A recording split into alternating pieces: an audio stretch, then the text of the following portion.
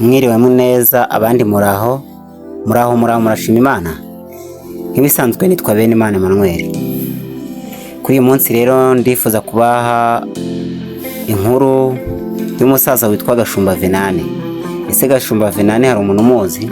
Atuye mu murenge wa Mageragere mu karere ka Nyarugenge mu kagari ka Ntungamo.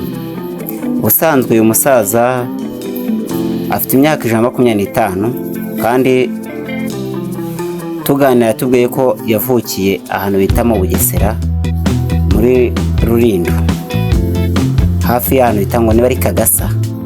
Rero umusaza niko yambwiye, kuko abavuga ibintu byinshi bimwe ntunabyumve bitewe nuko amaze gusaza cyane.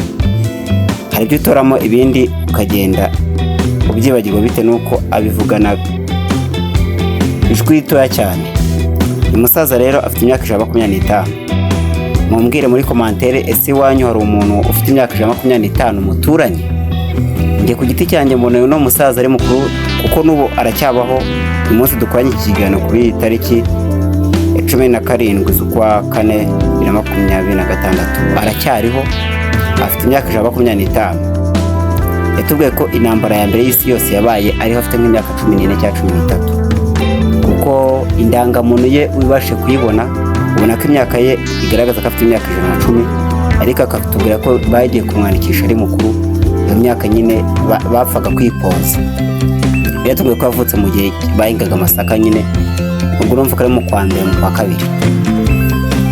Mutubwire niba namwe ari uwanyu ari umusaza ufite imyaka myinshi, ariko ngewe uyu niwe nabasha kubona ufite imyaka 125.